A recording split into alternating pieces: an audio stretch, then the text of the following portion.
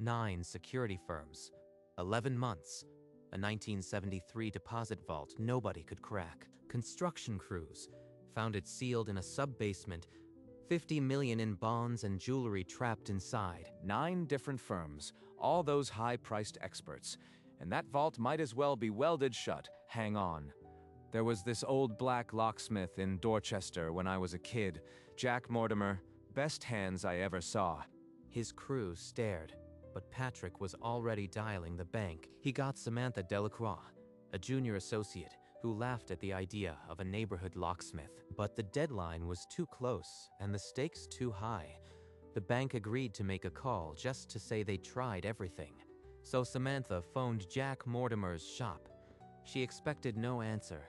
She got a calm old man who said, "I'll be there in the morning." No bid, no questions, just a quiet promise and a click. The bank didn't know it yet, but they just opened the only door that mattered. Mr. Mortimer, Samantha Delacroix, First National Trust.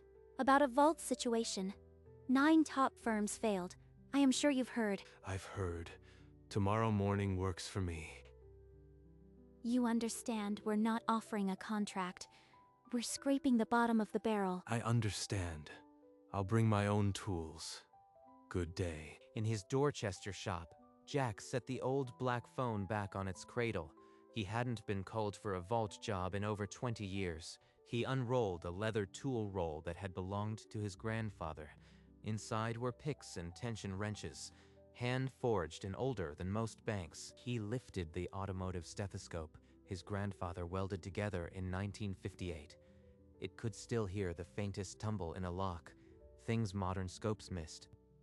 A brass tension wrench, stamped 1968, perfectly balanced, never failed. This is the one, Dad. 50 years waiting. He pulled on his leather jacket, grabbed his lunch pail and cap, and walked out toward the vault that had beaten everyone else. Jack locked the shop door, climbed into his pickup, and pulled onto the quiet Dorchester street. On the seat beside him lay the leather roll. Inside, the same brass picks his grandfather had forged before banks trusted anyone with dark skin. They don't expect an old man from a neighborhood shop. That's the whole advantage. The downtown demolition signs were already going up. The vault's deadline was measured in days now, not weeks. 9 firms had walked away. The insurance company was threatening to cut losses. Prescott had nothing left but a name from a barroom conversation.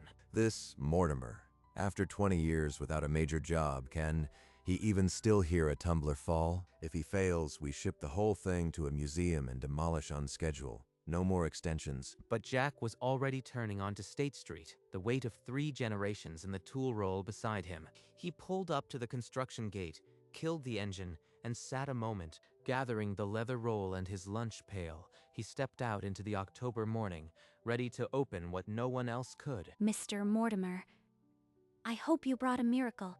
I brought tools. I'll need to be left alone. Samantha led him down the echoing stairs to the sub-basement, where Prescott and 2 junior executives already waited behind thick glass. This is the best we could do? A senior citizen with a lunchbox? He insisted on no help. I think he's enjoying the joke.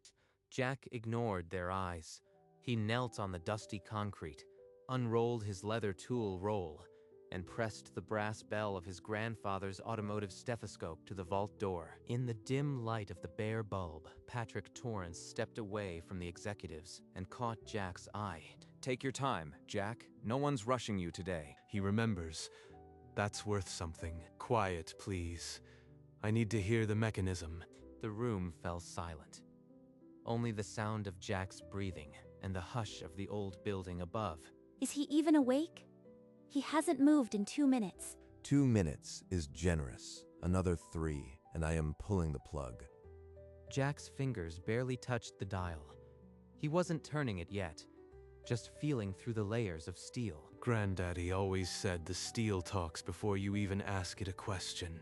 Behind the glass, the executive's patience turned brittle. Samantha tapped her tablet in quick, sharp beats. He's not stalling. That's what real locksmithing looks like. Jack pressed the stethoscope harder, eyes tightly shut, mapping the internal gates inside the vault's heart. There, the worn gate. It always whispers first. Then he opened his eyes, set his grip on the dial, and the observation room fell completely still. Jack began to turn the dial in slow, deliberate arcs. Right, then left, then right again. Each click felt through the stethoscope. He's just guessing. This is exactly what the professional firms did. If he's guessing, he's quieter about it. That's slightly more annoying. Feel the drop. That's the second gate. Now, back for the third. There was no hesitation in his hands. 9 other firms had tried algorithms, digital scopes, auto-dialers. Jack was dancing with the vault's oldest secrets. He's not using numbers, he's using sound. Let him work, sir. Sound? On a 1973 steel box? You think a stethoscope hears ghosts? Not ghosts. The wear pattern. Every time the gate rubbed steel, it left a scar. His wrinkled fingers spun the dial with a smoothness that silenced even Prescott's sarcasm. Then he paused, reopened his eyes, and pressed the stethoscope tight against the steel to listen once more. I've seen enough. Mortimer, thank you for your time, but this is a circus. Sir, 5 minutes. I've known him since I was a kid. If he says quiet, he needs quiet. Maybe we should film this. Senior cracks vault with a lunch pail. It'll break the internet. Almost. The last gate is binding. I can feel it. And then, through the stethoscope, Jack heard it. A click, deep inside the vault. Something released. No one else heard a sound. The room still held its breath, expecting failure. Was that a click, or just your stomach growling, Mr. Mortimer? Jack didn't answer. He just rested his fingers on the dial and let the silence answer for him. And for the first time, the smirk dropped from Samantha's face. Something in his stillness was unshakable. He exhaled once, ready for the final turn his grandfather had waited 50 years to see. The observation room forgot to breathe. Nobody whispered. Nobody smirked.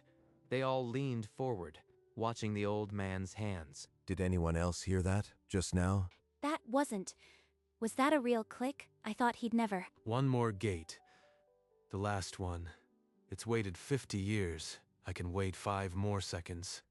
He moved the dial left, a quarter turn, feather light, then paused, as if asking permission. Through the stethoscope came a deep, low sound. A lock mechanism, older than anyone in the room, finally stirring. He's got it. I know he's got it. Let him finish. Right there. The number my grandfather cut into this very steel. 71. The executives pressed their hands against the glass, mouths open. Samantha forgot the tablet was recording, and in the silence of the sub-basement, Jack Mortimer opened his eyes and prepared for the turn that would change everything. Jack rolled the dial to the final number, his fingers steady as a surgeon's scalpel. The steel seemed to exhale. He paused, head bowed, as if listening to a voice no one else could hear. For you, Grandpa. Those hands that built this door. Now these hands open it. Gently, he set the stethoscope aside on the dusty floor, the brass bell glinting under the bare bulb. Then he reached for the handle. His fingers wrapped around cold steel worn smooth by 50 years of waiting. Behind the glass, every executive stopped breathing. Samantha's tablet nearly slipped from her fingers. If he actually... 3 minutes, 41 seconds. That's all it takes to settle a 50-year debt. His hand tightened on the handle. The sub-basement went silent enough to hear a dust mote fall. He closed his eyes one last time, not to listen, but to remember the man who had taught him to never let a door stay shut. He pulled with a steady grip. For one heartbeat, the handle refused to move. Then, the steel answered. A deep, organic groan as 50-year-old grease relented, and the locking bars withdrew. The handle turned smooth as polished glass, and bolts thicker than a man's wrist slid back into the door. Jack rose slowly to his full height, and the massive vault door swung open on its own weight. Light struck the darkness for the first time since 1973, illuminating untouched shelves and silent fortune. My God, the door is open. I wasn't recording that part. No one will believe this. That's him. That's the man I told you about. Now, let's see what you hid from me, Grandpa. And without another word, Jack Mortimer stepped into the vault that had humiliated 9 of the finest security firms in the world.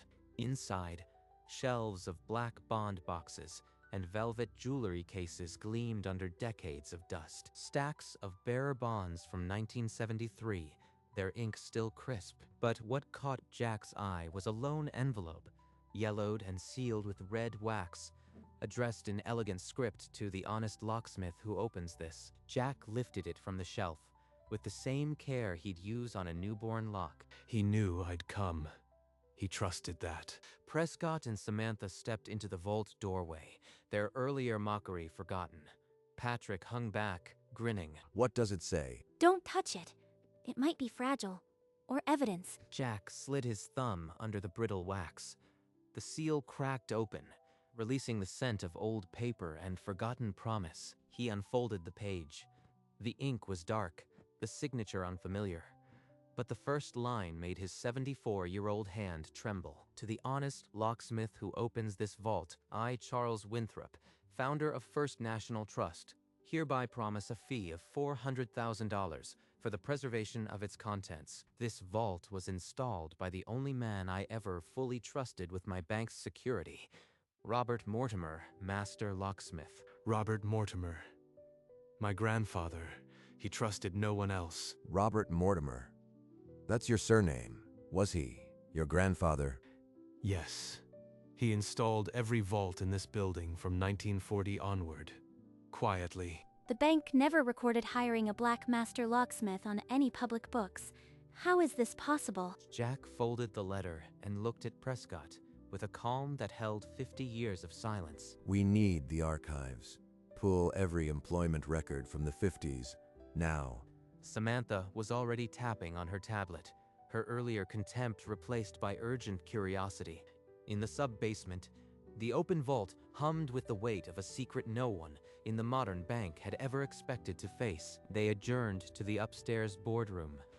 Samantha's fingers flew as the digital archives disgorged yellowed scans from a forgotten decade. Found a procurement memo from 1955, marked confidential.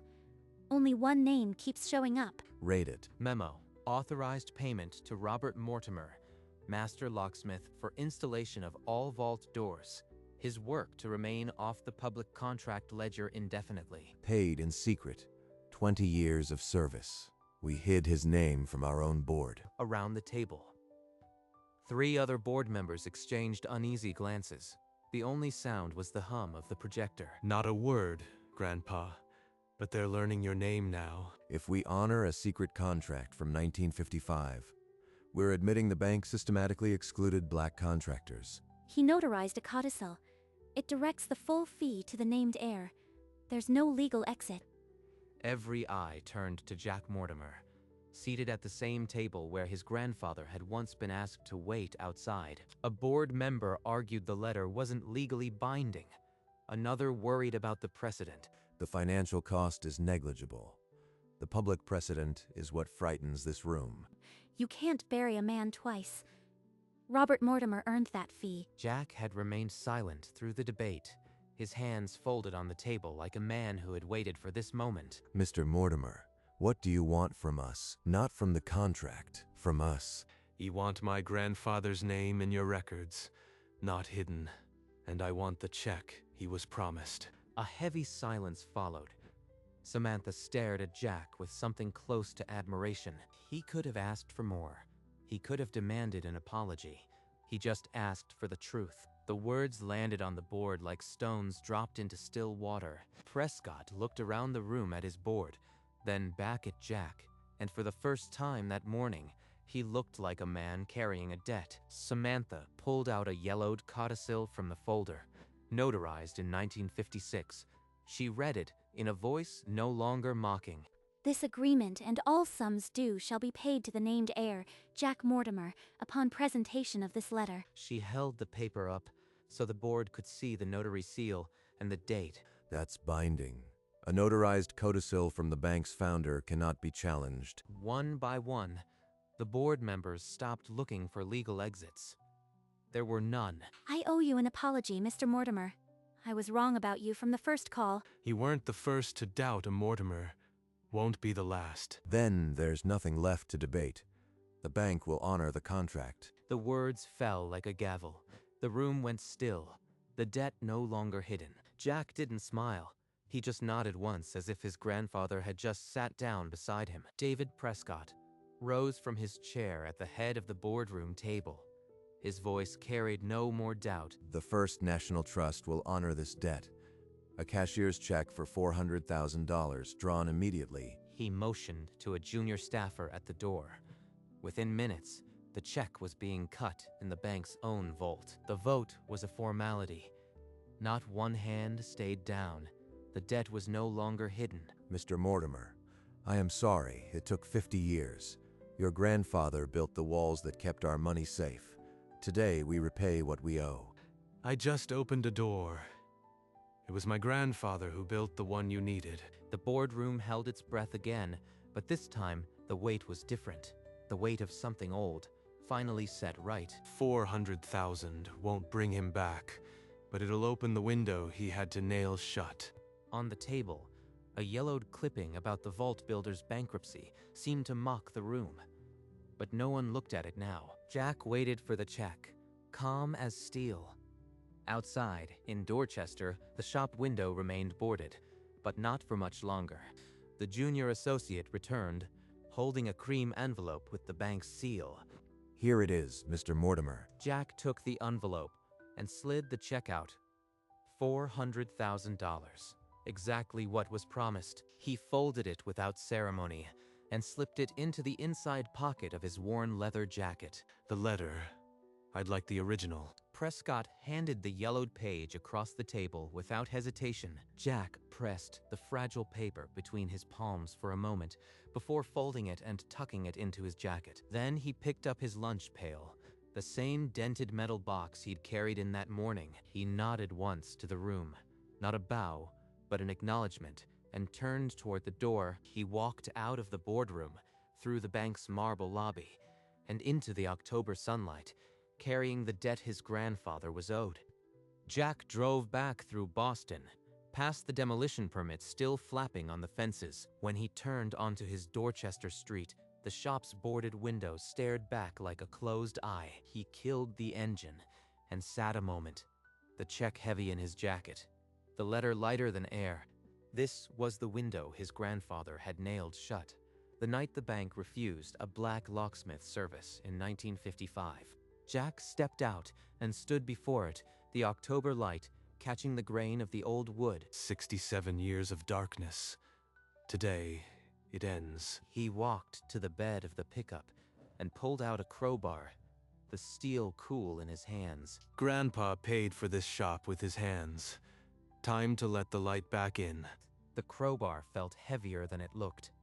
Weighted with every year the Mortimers had waited, he lifted it and faced the boards, ready to undo what his grandfather had been forced to do. The first board groaned as Jack wedged the crowbar down and pulled. 60-year-old nails screeched free. A sliver of light cut through the crack and touched the dark floor inside. He pried a second board, then a third. Sunlight flooded in like water through a broken dam. On the sidewalk, a young neighbor kid stopped and stared, mouth open. An elderly woman from down the street clapped and called out, "About time, Jack." Inside the shop, a beam of sun hit the framed photograph of Robert Mortimer, lighting his face for the first time in 67 years. The newly opened window glass caught the reflection of a passing vintage car, as if the street had been waiting to be seen. 67 years. Rest now, Grandpa. The last board fell to the ground, and the shop breathed again. Jack stood in the light, chest rising, the crowbar hanging loose at his side. Jack set the crowbar against the wall and stepped inside the shop, the October sun warm on his face. He walked to the back wall and touched the frame of the sunlit photograph of Robert Mortimer. We did it, Grandpa. The light is back where it belongs. Then he went to the front door and turned the small sign around. Open. The click of the sign was soft, but it felt like a door had opened across the whole neighborhood. Moments later, the elderly woman pushed the door open. Holding a broken key, she said, "Jack, my front door key snapped. I hope you are open." You are exactly who I wanted first. Come on in. Jack took the key, settled onto his stool, and laid out his tools under the natural light streaming in. His hands, which cracked a vault this morning, now fixed a neighbor's lock like it was the most important job in the world. When the last customer left, Jack locked the door behind her and poured himself a coffee from the old thermos. He sat on his stool by the workbench and unfolded the letter.